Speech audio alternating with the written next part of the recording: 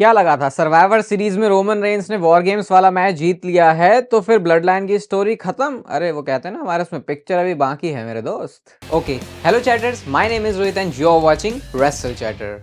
तो इस वीडियो में रिव्यू करने वाले हैं आज मंडे नाइट रॉ के एपिसोड को। हर बार की तरह आज मंडे नाइट रॉ टेप्ड थी, लेकिन हर बार की तरह नहीं, मतलब स्टोरी हर बार की तरह प्रोग्रेस की है, जबकि शो को इन्होंने पहले से टेप कर लिया था। सबसे पहले जो मंडे नाइट रॉ की स्टार्टिंग है वो होती है ड्रू मैकिंटायर के साथ, और ड्रू मैकिंटायर ने जो अपनी एंट्रेंस भी करी ना, तो उससे पहले बंदा इतनी स्लो वॉक के साथ बिल्कुल वो गोरिल्ला पोजीशन से जो निकल के आता है वो बहुत ज्यादा बैड एस लग रहा था। उसके बाद अब फिर से अपने हेल इन सेल के बाद का ही यहाँ पे जो रोना है उसको गाते हैं, कहते हैं मेरी क्या हालत हो गई थी, मैं स्कॉटलैंड चला गया था, अपने फैमिली मेंबर के लॉस के बारे में उन्होंने बात करी, और वो सिंपैथी वगैरह वाली चीज़ों को बोलते हुए भी ना जताते हुए भी जता रहे होते हैं, क्योंकि अभी वो अपने कैरेक्टर में है। कहते हैं कितने लोगों ने मेरे से पूछा कि मेरे साथ क्या हुआ है, मेरी मेंटल हेल्थ के बारे में, मेरी फिजिकल हेल्थ के बारे में, और जैसे ही मैं गया ये Jimmy Uso, Jey Uso, Sami Zayn, ये सारे लोगों ने स्टैब किया है मुझे और इन्होंने मेरा स्पॉट लिया है। इतनी सारी घटिया बकवास चीज़ें करने के बाद ये जे ऊसो बंदा ऐसा कैसे कर सकता है कि बस वो ईट ईट करे जा रहा है और उसे लग रहा है कि सब कुछ सही हो गया। तो भाई जो ड्रू मैकिंटायर है वो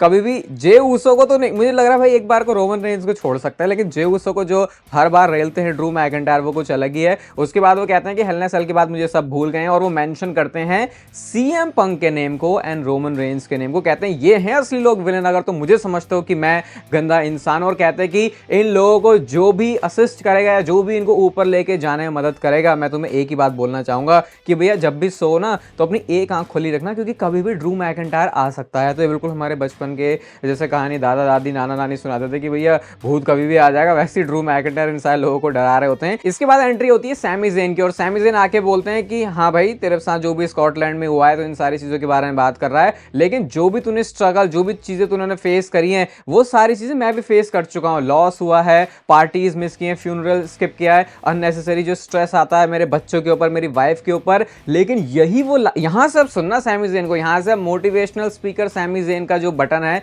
वो ऑन हो चुका है, और ये मोटिवेशन सिर्फ ड्रू मैकिंटायर के लिए, क्योंकि इससे हमारा कोई लिंक नहीं है। वो ये कहते हैं कि देखो हमने ही ये लाइफ चुनी है, हम ही डब्ल्यूडब्ल्यूई सुपरस्टार हैं and we are lucky to be a WWE superstar, ऐसा कहकर ड्रू मैकिंटायर को थोड़ा सा कहता भाई मोट पता नहीं यार, अलग कैरेक्टर, दोनों बंदे अगेंस्ट में, लेकिन फिर भी सैमी ज़ेन ऐसा बोल रहे थे। हाँ ये मैं समझ सकता हूँ कि सैमी ज़ेन का कैरेक्टर ऐसा, लेकिन थोड़ा सा कभी कभी लगता है भाई ये बंदा हमेशा अंदर से, इसके अंदर ऐसी एनर्जी कहाँ से आ जाती है। उसके बाद वो कहते हैं कि और तू अपनी क्या बात कर रहा है, मैं अपनी क्या बात कर रहा हूँ, ये लोगों की भी स्टोरी ऐसी है। मैं हाँ मैंने कहा हो गया भाई मेरा, अब तक तो चलो डब्ल्यूडब्ल्यूई सुपरस्टार के नाम पे ज्ञान दे रहे थे, लेकिन अब तो तुमने इन फैंस को भी स्टार बना दिया, मतलब ऑब्वियसली कैरेक्टर रह गया। वो कहते हैं कि इन लोगों की भी मतलब हंसी आ रही थी मुझे तो सुन के, इन लोगों की भी तो स्टोरीज हैं, इन लोगों की भी तो प्रॉब्लम्स हैं, लेकिन ये लोग तब भी देखो रोज उठते हैं, काम करते हैं। और उसके बाद उन्होंने बोला कि ये सारे लोग तेरी तरह नहीं है जो किसी की तरफ फिंगर पॉइंट करें, और ये तो कहता ना ये लोग तुझे भूल गए हैं या फिर तेरे बारे में बात नहीं कर रहे, इन्होंने ही तुझे बनाया है, ऐसा सैमी ज़ेन ड्रू को बोल रहे हैं। और कहते हैं कि तुझे अभी भी लगता है कि जो पूरी दुनिया है वो तेरे आसपास घूम रही है, because somebody told you that you were the chosen one. और ये विंस मैकमैन के बारे में ही बात हो रही थी। इसके बाद कहते हैं दिमाग में खराब है तेरा भाई, तो कोई बात नहीं, आजा कर ले दो हाथ। ड्रू मैकिंटायर कहते हैं भाई जो भी तू कह रहा है चल सही है, लेकिन मैं हर हफ्ते तेरी तरह नहीं जा सकता अपनी फैमिली से फ्लाई करके मिलने के लिए। ये सारे लोग जो बॉस्टन गए ना, बॉस्टन से बाहर, ये क्या लाइन थी भाई ड्रू मैकिंटायर तुम्हारे, कहते हैं ये बॉस्टन के लोग बॉस्टन से बाहर ही नहीं जाना चाहते, ये अपने ही कंफर्ट जोन में 100% ऑफ द टाइम अपनी फैमिली के साथ रहना चाहते हैं, मेरे पास ये वाली लग्जरी नहीं है। और कहते हैं अब तुझे लड़ना भी क्यों है भाई, कभी तू जीता है मेरे से, हर बार तो मैं तुझे हरा देता हूँ, मैंने तेरी फैमिली को भी देखा है, अभी आराम से जा भाई, तू 100% में नहीं है, और मैं लीस्ट वरीड तेरे बारे में ही हूँ जब पूरी ब्लड लाइन की बात होती है। यानी कहते हैं भाई हर किसी से फिर भी प्रॉब्लम, तेरे से इतनी प्रॉब्लम तो भाई जा साइड लग जाए, ऐसा करके वो बोलते हैं। शायद आपका फेवरेट रिमाइंडर आपको दे सकता हूँ कि आज चैनल पर आप शाम को दूसरी वीडियो भी एक्सपेक्ट कर सकते हो, शायद बोल रहा हूँ, लेकिन अभी दिन हो गए ट्रिगर, गुस्सा आ गया, उन्होंने उन्हें पंच थ्रो करना शुरू कर दिया। और उसके बाद हमको ये पता चला कि आज ये शो पर मैच करने वाले हैं, और जब मारा मारी इनके बीच में हुई है तो भाई रिटर्न हो चुका है। हाँ रिटर्न वर्ड यूज कर रहा हूँ क्योंकि टाइम के बाद हुआ है थोड़ा सा,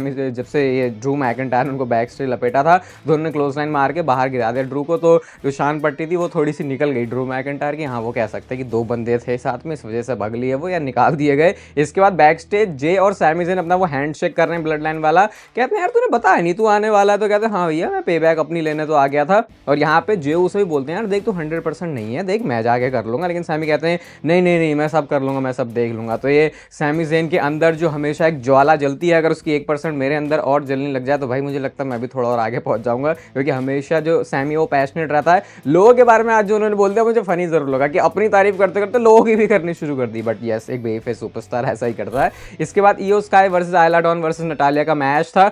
ये वही है, क्वालिफिकेशन सबके लिए चल रहा है। ये मून शॉट लगा के ईओ स्काई ये वाला जो मैच है वो जीत चुकी हैं। इसके बाद हमको Chad Gable versus Akira Tozawa का भी मैच दिखता है। और ये मुझे ऐसा क्यों लग रहा है कि दोबारा से रिज्यूम हो रही है चैट गेबल और ओटिस वाली स्टोरी लाइन। उन्होंने टैप आउट कर दिया एंकल लॉक के ऊपर, ओटिस उसके बाद आते हैं, अंदर से पता नहीं क्या उनका जोश सा निकल रहा है और इसकी वजह से चैट गेबल और ये पूरा अमेरिकन मेड कहते हैं नहीं नहीं भाई ये बंदा पगला गया, वैसे ही भारी भरकम में गिर गया तो पता नहीं क्या हो जाएगा, तो वो जो है वहां से निकल ही लेते हैं। तो ये नेक्स्ट वीक के लिए उन्होंने मैच भी एडवर्टाइज कर दिया। ये चीज़ उनको तब करनी चाहिए थी जब बहुत ज़्यादा इसकी हाइप थी। अब ऐसा लग रहा है कि डब्ल्यूडब्ल्यूई दोबारा से इन्वेस्ट कर रही है। कहीं ट्रिपल एच ने वो वाला ट्वीट तो नहीं देख लिया ट्विटर पे जहां पे लोग कह रहे थे कि कितनी बुरी तरीके से चैट गेबल और ओटिस की स्टोरी लाइन को ट्रिपल एच ने फंबल किया है। इसके बाद शो पर अगला मैच आता है Dominik Mysterio versus Damian Priest के बीच में। मैच पूरा ट्रैप करने के लिए ही रखा था डेमन प्रीस्ट को। इससे पहले थोड़ी सी नोक-झोंक फिन बैलर और लिव मॉर्गन के बीच में चली रही, दोनों आपस में बात नहीं कर रहे। वो होता नहीं कई बार ग्रुप में दो ऐसे बंदे जो आपस में बात नहीं कर रहे, फिर सारे लोग चाहते हैं कि ये बात करे, वैसा ही कुछ यहाँ पे लिव मॉर्गन और फिन बैलर के बीच में चल रहा है। बाकी जेडी मैकडोनाल्ड सेंटा बने हुए थे, कार्लिटो रिंग के नीचे थे, बस उसके बाद अटैक भी हो गया, फिन बैलर ने कर दिया, डिस्क्वालिफिकेशन में मैच एंड हो जाता है, सबने मिलकर मारा। लेकिन मैं ये भी बोलूंगा आज मुझे डेमन प्रीस्ट को देख के रोमन रेंस वाली वाइब आई है, जैसे 2015-16 में रोमन रेंस के सामने कितने ही बंदे लेके आ जाओ वो सबको गिरा देगा, वैसे डेमन प्रीस्ट ने किया। लेकिन वॉर रेडर्स एंड में आते हैं तो थोड़ा और हेल्प हो गई। साउथ ऑफ हेवन और उनका वो जो स्प्रिंग बोर्ड वाली क्लोज लाइन है वो सब उन्होंने देखा है और इसके बाद ये साथ में स्टैंड टॉल भी कर रहे हैं। तो ऐसा लग रहा है कि थोड़ा सा टेम्पररी अलायंस भी बनाने की कोशिश की जा रही है वॉर रेडर्स और डेमन प्रीस्ट का। इसके बाद शो पर आता है बिल्कुल सीएम पंक के माफिक सेथ रॉलिंस का बैक स्टेज इंटरव्यू जो कि जैकी रेडमंड ले रही होती है। और यहाँ पे सीएम पंक से इतनी नफरत क्यों है सेथ रॉलिंस से, फिर से सवाल पूछा जाता है। सेथ रॉलिंस कहते हैं भाई यार वो कितना बड़ा हिपोक्रेट बंदा है, उसने क्या सब किया, मैं बहुत बारी सारी बातें बोल चुका हूं। और वो ये भी कहते हैं कि it is gonna be biggest fight, अभी जो डब्ल्यूडब्ल्यूई के सीन में चल रहा है सबसे बड़ी ये फाइट होने वाली है।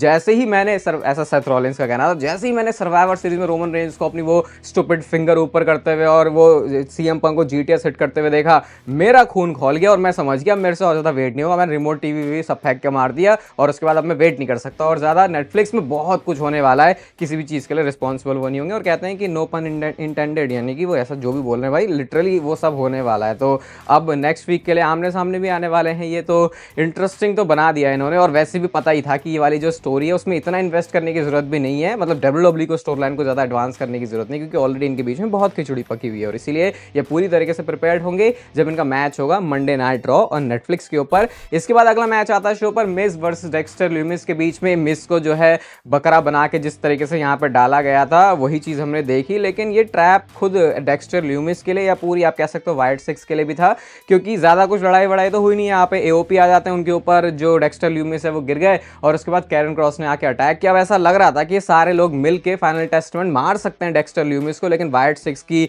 बत्तियां बुझती हैं, बत्तियां आती हैं, तो हमने देखा कि ये फिर सारे जो पिटने लग गए और वो स्पॉट बहुत खतरनाक था। इसके लिए निकी क्रॉस को भी अप्रिशिएट करना पड़ेगा कि कैसे वो आदमियों के बीच में इस तरीके से इन्वॉल्व हो जाती हैं। मतलब एरिक रोवन ने उनको उठा के बाहर की तरफ जो पावर बॉम्ब कर दिया था। तो अब वाइट सिक्स ने अपर हैंड ले लिया। पिछले हफ्ते इनकी पिटाई हो गई थी, जो कि क्रिटिसिज्म मिला था डब्ल्यूडब्ल्यूई को कि यार ये वाइट सिक्स को ऐसे को दिखा रहे, लेकिन कभी ना कभी उनको भी तो हारना पिटना पड़ता ही है। तो अब ये स्टोरी में थोड़ा सा ऐसा लग रहा है कि यहाँ चिंगारी सी उठना जो है वो शुरू हो चुकी है। इसके बाद आती है शो पर एक बहुत इंपॉर्टेंट चीज और अच्छी खासी स्टोरी की प्रोग्रेशन, और मैं बात कर रहा हूँ न्यू डे की। मल्टीपल टाइम्स हमको आज न्यू डे डब्ल्यूडब्ल्यूई टेलीविजन पर दिखे हैं, जो कि पहले सिर्फ एक बार ही दिखे थे। आज ट्रिपल एच ने अच्छे से होमवर्क किया। सबसे पहले तो डोमिनिक मिस्टीरियो से उनकी मुलाकात होती है और वो कहते हैं चलो कोई तो ऐसा बंदा है जो हमें समझेगा। तो डोमिनिक कहते हैं हाँ मैंने भी बिगी को पसंद नहीं किया, लेकिन जो तुमने किया दैट वाज क्रेजी, ऐसा करके वो भी कहते हैं भाई ये बंदा भी ऐसा कह रहा है। इसके बाद आता है मेन सेगमेंट रिंग के अंदर और यहाँ पे न्यू डे आती है। सबसे पहले आप कुछ चीजें नोटिस करना है यहाँ पे कि भाई न्यू डे को एंट्रेंस नहीं दी जा रही। अब तक हमने देखा नहीं कि वो ऐसे आए, मतलब आज भी जैसे वो आए हैं बस ऐसे अब्रप्ट तरीके से ही वो आ गए कि जैसे कि उनको कोई एक्सेप्ट नहीं कर रहा, तो फिर उनको अपने तरीके से ही आना पड़ेगा। ये बहुत ही छोटी छोटी चीजें हैं जो कि ऐसे समझ में नहीं आएगा, लेकिन पता चलता है कि ये स्टोरी को कितना ज्यादा और रियल बना रही है। कहते क्या चल रहा है यहाँ पे, तुम्हारा अनबायस जो जर्नलिज्म है वो कहाँ पर है। कोफी कैसे है कि सच सच बोलो कि तुम में एक चीज कॉमन है ना, और वो कहते हैं कि वेड बैरेट और बिगी कभी रिंग में आ नहीं सकते सकते, लड़ नहीं सकते, ऐसा कहते हैं वो थोड़ा सा वेड बैरेट को भी टीज करने के लिए। वेड बैरेट कहते हैं मैं तो रिटायर हो गया हूँ। इसके बाद यहाँ पे न्यू डे रिंग के अंदर एंटर करती है और कोफी किंगस्टन कहते हैं कि आज मेरा होम कमिंग होना चाहिए था इस बॉस्टन में, मेरी मम्मी भी बैठी है रिंग साइड पर सबसे आगे, तो तुमने कैसे उसे डिसअपॉइंट कर दिया, इतनी मुश्किल से वो फ्लाइट लेके घाना से यहाँ पे आई है। तो ऐसा करके वो बोल रहे होते हैं और उन्हें लगा कि उनकी मम्मी तो उनके साथ ही है। बट गेस व्हाट, मुझे लगता है कुछ बहुत ज़्यादा भी अनप्रिडिक्टेबल चीज़ नहीं हो रही थी। पता था कि मम्मी जी आ गई हैं तो रिंग साइड पर ये अपने बेटे को तो भाई अच्छे से सबक सिखाने वाली, मैंने सोचा था चांटा वाटा ही पड़ जाएगा, वैसा नहीं हुआ। लेकिन कोफी किंगस्टन जब जाते हैं अपनी माता जी के पास कि हक करो, चलो ठीक है तुम्हारा एक्सपीरियंस बेकार हो गया, मम्मी जी ने हक भी नहीं किया है, वो वहाँ से ऐसे चली गई। और चली गई तो लोग भी बहुत ज़्यादा खुश हो गए कि चलो भैया ये कोफी किंगस्टन के साथ ऐसा ही होना चाहिए था। तो डिसअपॉइंटिंग फेस ही था सिर्फ कोफी किंगस्टन के चेहरे पर। और बाद में रे मिस्टीरियो से जाके भी मिल रहे हैं। रे मिस्टीरियो कहता है कि चलो एज लॉकर रूम लीडर मैं अपोलोजाइज करता हूँ कि ठीक है मैंने जगह नहीं दी तुम्हें। तो उनको लगता है भैया तो हमारी पार्टी में आ गया। फिर कहते हैं वो कि अब तुम्हारे पास मौका है सॉरी बोलने का जो भी तुमने किया है। वो कहते हैं हम काय को सॉरी बोले हुए। तो रे मिस्टीरियो कहता है ठीक है मैंने एक बार तुम्हें मौका दे दिया, अब तुम यूज्ड टू हो जाओ एक चीज सुनने के लिए। और वो बोलते हैं न्यू डे सक्स, न्यू डे सक्स, ऐसे करके वो चले जाते हैं। तो मतलब कि अब ये जो चैंट है वो आपको और ज़्यादा सुनने को मिलेंगे क्योंकि ऐसा लग रहा है इसमें थोड़ा सा इन्फ्लुएंस आ चुका है रे मिस्टीरियो का भी। शो के मेन इवेंट के अंदर मैच था Drew McIntyre versus Sami Zayn के बीच में। अच्छा बैक एंड फोर्थ एक्शन है। मैच में पेस आती है जब swinging DDT kind of Sami Zayn ने लगाई है। एप्रन पे जो पटका है सैमी ज़ेन को उन्होंने, और उसके बाद ड्रू मैकिंटायर के चेहरे पर आप लुक देखना। एक तो देखो यार डब्ल्यूडब्ल्यू में आजकल ये स्टोरी प्रोमोज के अंदर या सिनेमैटिक सेगमेंट के अंदर इतना अच्छा इन्वेस्ट करता है कि कई बार जो नजरें हैं वो मैचेस से हट जाते हैं, लेकिन जब मैचेस के बीच में भी स्टोरी टेलिंग हो तो उसको देखने में फिर और ज्यादा मजा आ जाता है। वो ड्रू मैकिंटायर का बहुत ही खतरनाक सा लुक दिख रहा था। व्हाइट नॉइस लगाया उन्होंने, फ्लाइंग ग्लासगो किसके आज लगे ड्रू मैकिंटायर ने या क्या कुछ तो वो था, थोड़ा अलग सा लगा मुझे। इसके बाद वो क्लेमोर के लिए जा रहे होते उसको एक्सप्लोडर में बदल दिया, एलुआ किक के लिए जा रहे हैं लेकिन वो भाग नहीं पा रहे तो क्लेमोर पड़ गई, उनको पिनफॉल हो गया, सैमी ज़ेन मैच हार चुके हैं। थोड़ा सा मुझे अजीब लग रहा है। देखो ड्रू मैकिंटायर को तुम्हें पता है बहुत तगड़ा बंदा, स्ट्रॉन्ग दिखाना, लेकिन सैमी ज़ेन भी साल में बहुत सारी चीजें कर चुका है। तो जब भी ऐसे पिनफॉल होते हुए मैं इनको देखता हूँ सिर्फ एक फिनिशर के साथ तो अटपटा मुझे जरूर लगता है। यार सैमी ज़ेन तुम बैक स्टेज भी इतने अच्छे तो नहीं हो कि सीधा सीधा ट्रिपल एच को जाके बोल देते हो कि चलो ठीक है मेरे को पिन करना है तो करवा दो यार, मेरे को कौन सी प्रॉब्लम है। ऐसा तो कुछ नहीं है तुम्हारे साथ, क्योंकि ऐसा हो रहा है तो थोड़ा सा गलत हो रहा है तुम्हारे साथ, क्योंकि बाकियों के साथ इतनी आसानी से पिनफॉल तो होता नहीं है। ऐसा मुझे सैमी ज़ेन को देख के फील होता है। इसके बाद ड्रू मैकिंटायर लगातार ही अटैक कर रहे हैं सैमी ज़ेन के ऊपर। सेव करने के लिए ऑब्वियसली जे उसो को आना था, स्पीयर उन्होंने मारा, स्प्लैश के लिए वो जा रहे होते हैं। और इसके बाद यहाँ पे आ जाती है ब्लड लाइन। अब ब्लड लाइन आ गई तो फिर भैया फिर तो क्या ही होना था, सारे मिलके जो है मारना शुरू कर रहे हैं। ड्रू मैकिंटायर वहां से चले गया, कहता ठीक है मेरा मुद्दा नहीं है, बट वो गए भी ऐसे नहीं कि गुस्से में गए कि ठीक है तुम देख लो अब इस मुद्दे को, मैं तो यहाँ से जा रहा हूँ। और उस टाइम पर वहां पर ओटीसी के चैंट लग रहे थे। अरे भाई मैं यहाँ से ऑलमोस्ट 12,000 किलोमीटर की दूरी पर तो हूँ और मेरे को यहीं से समझ में आ रहा है तुम्हें देख के कि भाई ओटीसी रोमन रेंस नहीं आने वाला यहाँ पे। मैं कहता हूँ कई बार वो प्रीमियम आदमी है, लेकिन पता नहीं थोड़े से डिल्यूजनल थे वहाँ के फैंस या फिर थोड़े भावनाओं में बह गए। रोमन रेंस कुछ नहीं आ रहे वहाँ पे। जे उसने कम बैक करने की कोशिश करी, वो सेव करते लेकिन स्पाइक उन्होंने खाया। उसके बाद सैमी ज़ेन आते हैं, उन्होंने भी स्पाइक खाया। और शो के क्लोजिंग मूवमेंट में जो जेकब फाटू हैं वो अपना सबसे परम कर्तव्य निभा रहे हैं जब उन्होंने वो जो ऊला फाला वाला नेकलेस है, जो माला है, वो सोलो सिकोवा को पहनाया। ऑब्वियसली ये सारी चीजें देख के रोमन रेंस को प्रॉब्लम होगी, ना सिर्फ सोलो सिकोवा से बल्कि ड्रू मैकिंटायर से भी। और यहाँ से फिर डब्ल्यूडब्ल्यूई की वो जो कहानी है इंटरेस्टिंग होने वाली है। आज शाम को आप लोग एक और वीडियो एक्सपेक्ट कर सकते हो, उसके लिए भी स्टे ट्यून्ड। ये वीडियो आपको अच्छी लगी तो इसे लाइक कर दो, चैनल को सब्सक्राइब कर दो ऐसी और मस्त वीडियोस के लिए। और तब तक के लेते रहो जिंदगी के मजे।